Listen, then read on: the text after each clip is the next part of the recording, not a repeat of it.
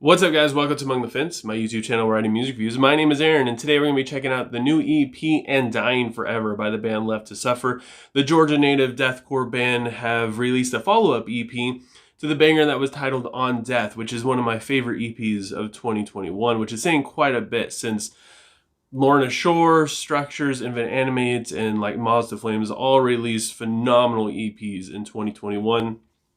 And On Death is based on the death of a friend where it's like a car accident or some sort of accident, something similar to that, where the narrator is also involved in this, and he starts to go through the healing process, struggling with denial and anger and depression, which are also all song titles off of the EP. And he even starts to wonder, like, since he was involved in this also, why wasn't he dead as well, or why couldn't he be dead instead? And it's just a very well thought out, a very emotional EP. And the vocalist Taylor Barber said that the new EP is about grief leading to enlightenment. The album opens up with the song Rest Your Head, and it gets straight to business with that new metal, new deathcore goodness. And the vocals are very quick and they're very in your face. And the chorus has some low cleans to it, which is a nice contrast with all the heavy aggressive music that's going on. And chorus 2 has a little bit more presence from the vocals with a groovier beat, but this time it has some distorted vocals backing it up. And the breakdown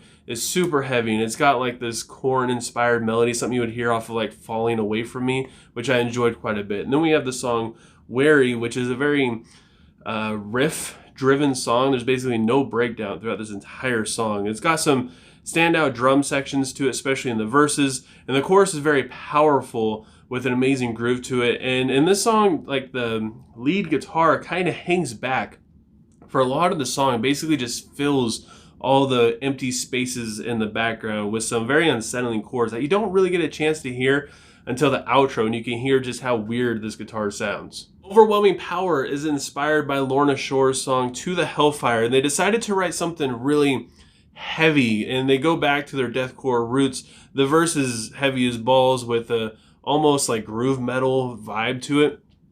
And the breakdown after the first chorus is brutal as hell, but it's just a taste of what's to come, as the second breakdown is so slow and it has like these guttural growls and really low vocals mixed with some vocal fries, make it sound like that there's literally a demon just screaming at you.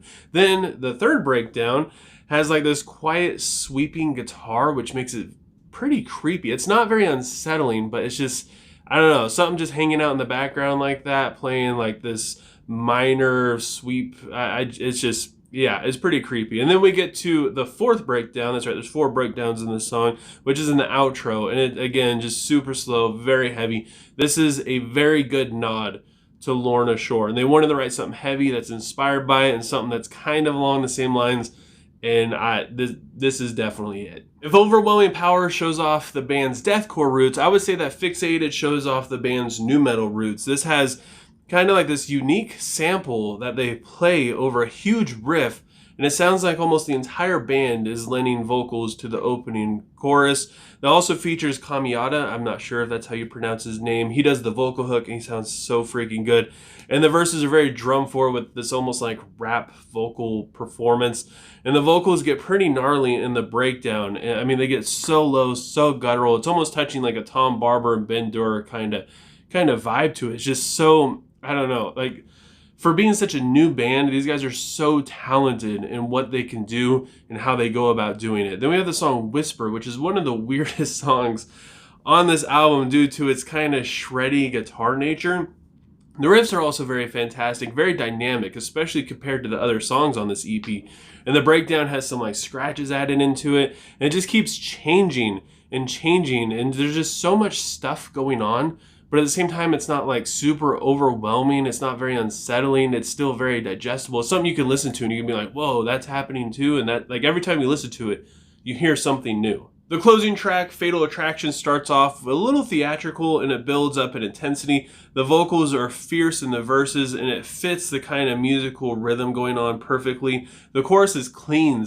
It's very unexpected just how clean the chorus is, and it's a pleasant change. I enjoyed it quite a bit. Kind of reminds me of something that like Bleed From Within would do, or the chorus also kind of reminds me a little bit of Counterparts, specifically the song Paradise and Plague, just in the rhythm and just the overall feel of it. And verse 2 has this haunting melody playing in the background that gives a little bit more depth before it gets right back into the main groove of the song. And it's got one of the coolest breakdowns I've heard in quite a while. And this is a great closing track, specifically for just the mood, having the clean vocals in there that were very unexpected. It didn't start out with clean vocals, and they weren't like the main show of the entire song. They weren't trying to be overly dramatic or anything like that. It works out so well. Like I said, this band makes a lot of good choices, and this was definitely one of them. This EP definitely isn't as focused as the last EP on Death was, but I still love their willingness to try new things without really straying too far away from their core sound. Like, they always have like this deathcore sound, and they always have this new metal sound. They might lean a little bit more towards one than the other at times, but they never completely abandon the other one. If you listen carefully, you can hear like a little bit of a new metal like riff happening, or they might throw in like a breakdown that's got like this really like deathcore inspired vibe to it. And you can really tell that these guys just love making music, and they also have really good chemistry. So like when a band member brings them something new, the rest of the band knows how to work around it and piece the rest of the song together where this new thing really fits. Like, it doesn't stand out. It doesn't sound really weird. It isn't jarring, and it doesn't take away from what the band just sounds like. When you listen to them, you're like, hey, this is Left to Suffer. I can tell that this is who this band is. And there's very little that I would change about this EP, if anything at all, to be completely honest. So with all that said, I got to give In Dying Foreve by Left to Suffer a 4.6 out of 5. But I want to know what you guys think. I'm sure that hardly anybody has listened to this EP, so give a couple of songs a listen, or the whole thing. I think it's just barely over 20 minutes long, if that. Leave a comment below letting me know what you thought of it, what you would rate it. Also, let me know what you want me to review next. If you enjoyed this review, don't forget to give it a like. Thank you guys so much for subscribing and clicking the bell icon and taking time out of your day to watch my video and listen to me talk. And I hope you guys all have a good rest of your day or night, whenever you happen to be watching this. And I will talk to you guys next time.